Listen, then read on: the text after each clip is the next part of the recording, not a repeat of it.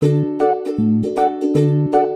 semuanya, Assalamualaikum. Kembali lagi di video reaction saya kali ini guys. Oke, mudah-mudahan semuanya sehat selalu.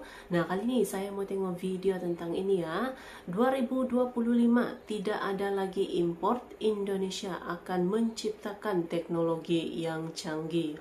Itu dia tuh, pelbagai lagi gitu kan, teknologi yang mahu diciptakan Indonesia. So, jangan lama lagi, mari sama tengok video ini. Let's go. Di bawah kepemimpinan Presiden Prabowo Subianto, cita-cita swasembada pangan kembali menjadi prioritas nasional. Dalam pidato pertamanya, Presiden Prabowo menegaskan komitmennya untuk mengakhiri ketergantungan impor dan memastikan Indonesia mampu memproduksi kebutuhan pangan secara mandiri. Mengurangkan impor. Dengan target ambisius untuk mencapai swasembada dalam 4-5 tahun, pemerintah juga menekankan pentingnya optimalisasi sumber daya alam, termasuk penggunaan teknologi modern dan pengembangan lahan baru. Tidak hanya pada pangan, Presiden Prabowo juga mendorong swasembada energi dengan memanfaatkan potensi biodiesel, geotermal, dan tenaga air yang melimpah. Pemerintah optimis dengan strategi yang mencakup modernisasi pertanian, penguatan infrastruktur, dan distribusi bantuan tepat sasaran. Sejumlah lumbung pangan baru juga telah direncanakan untuk mendukung target ini.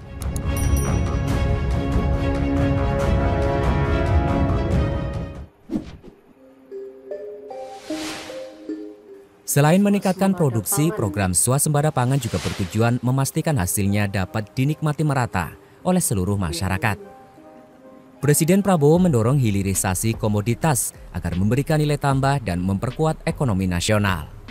Dengan potensi alam yang besar dan didukung kebijakan yang kuat, Indonesia optimistis menjadi negara swasembada pangan dan energi.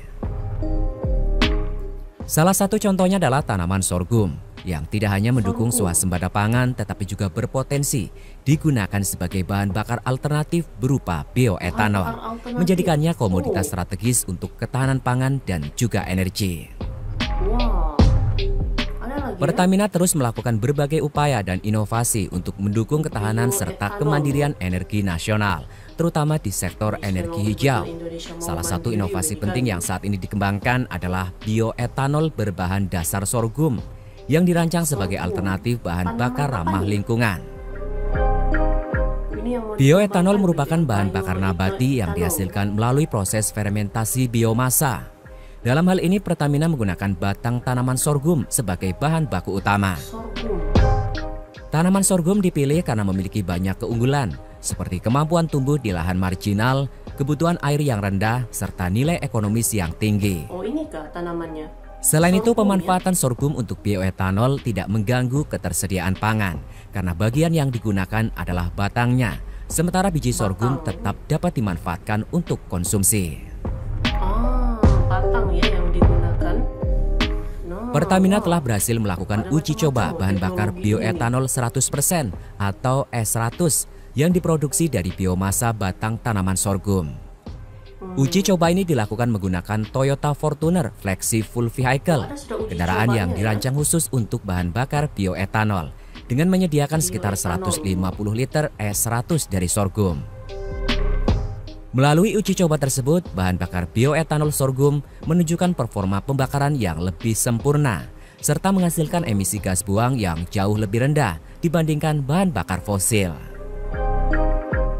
Keberhasilan ini menegaskan potensi tanaman sorghum sebagai bahan bakar alternatif ramah lingkungan yang dapat mendukung pengurangan ketergantungan pada energi fosil. Penggunaan bioetanol dari sorghum memiliki banyak manfaat. Selain menjadi sumber energi terbarukan, bioetanol ini berkontribusi pada pengurangan emisi gas rumah kaca sehingga lebih ramah lingkungan dibandingkan bahan bakar fosil. Dengan mengurangi ketergantungan pada minyak bumi, inovasi ini juga menjadi langkah strategis dalam menciptakan ketahanan energi nasional.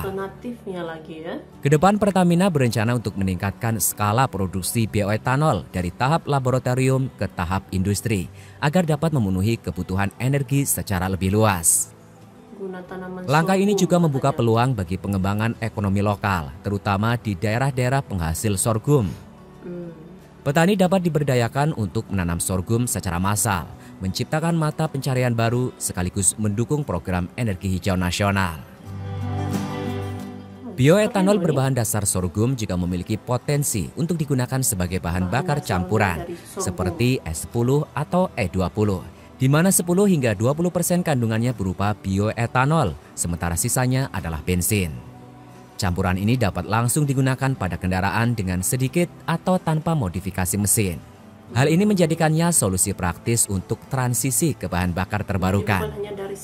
Bioetanol dari sorghum adalah langkah konkret dalam memanfaatkan sumber daya alam Indonesia secara berkelanjutan, sekaligus menciptakan kemandirian energi nasional yang lebih kuat.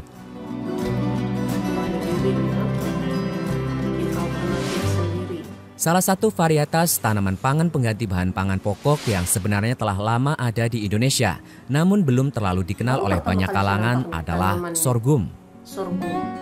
Sorghum dengan nama latin sorghum bicolor L mirip dengan tanaman jagung yang telah ada di Indonesia sejak tahun 1925. Tanaman tersebut memiliki kandungan karbohidrat yang sama dengan padi. Namun di Indonesia sendiri konsumsi sorghum sebagai pengganti makanan pokok masih rendah dibandingkan dengan negara-negara Asia Tenggara lainnya. Di Indonesia sorghum banyak dikonsumsi di daerah NTT dan NTB. Sorghum berasal dari Nigeria, Afrika. Persebaran sorghum pertama sampai ke Ethiopia hingga Mesir. Walaupun sorghum berasal dari daerah dengan iklim kering, namun tumbuhan ini dapat hidup di mana saja, entah di tanah kering atau tanah dengan kandungan air tinggi. Sorghum dapat terus tumbuh walaupun telah dipangkas batangnya. Potensi sorghum antara lain yakni daya adaptasi yang luas, produktivitasnya tinggi, tahan hama dan penyakit tanaman. Selain itu, tanaman sorghum tahan dengan kondisi marginal, kekeringan, salinitas, dan lahan masam. Tanaman sorghum dapat dimanfaatkan mulai dari biji hingga batang, daun, dan akarnya. Biji sorghum dapat diolah menjadi aneka ragam makanan. Biji sorghum merupakan pengganti nasi dan dapat dijadikan bubur. Tepung sorghum bisa dijadikan sebagai bahan pembuat kue dan roti. Selain untuk bahan makanan, biji sorghum bisa diolah menjadi bioetanol sebagai sumber bahan bakar. Daun sorghum untuk mengganti rumput pakan ternak, sedangkan tangkainya diolah menjadi kerajinan tangan dan sapu. Batang sorghum merupakan lumbung bioetanol dan bahan baku pembuat kertas. Batang muda sorghum mempunyai rasa manis sehingga bisa diolah menjadi sirup. Akar sorghum merupakan jamu yang berkhasiat memperlancar peredaran darah. Oh, jamu. Akarnya ya, dari akarnya. Pemerintah di bawah kepemimpinan Presiden Prabowo Subianto menekankan pentingnya upaya mewujudkan swasembada energi untuk memperkuat ketahanan nasional. Salah satu tantangan terbesar adalah mencapai swasembada bahan bakar minyak, mengingat Indonesia hingga saat ini masih menjadi negara pengimpor minyak mentah dalam jumlah besar. Inovasi seperti bioetanol berbahan dasar sorghum menjadi langkah awal yang sangat strategis dalam mengurangi ketergantungan pada energi fosil. Dengan memanfaatkan sumber daya alam lokal yang melimpah, inovasi ini dapat menjadi solusi jangka panjang bagi kebutuhan energi yang lebih berkelanjutan.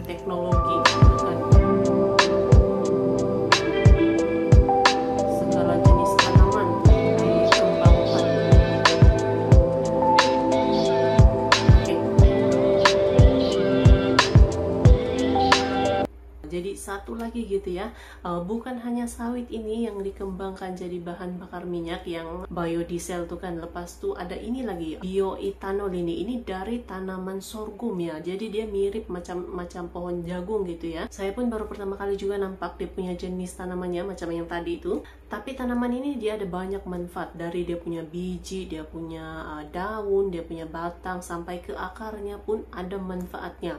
Akarnya tuh bisa dijadikan jamu untuk melancarkan peredaran darah. Lepas itu yang tadi digunakan untuk bahan bakar, yang inilah yang mau dikembangkan, yaitu bioetanol ini. Bahkan sudah ada uji cobanya. Memang luar biasa, bukan semua tanaman itu ya, semua tanaman dikembangkan kepada pelbagai produk, termasuklah bahan bakar minyak. Memang luar biasa. Indonesia punya terobosan ini tidak main-main. Lama-lama nih memang stop import lah ini kan.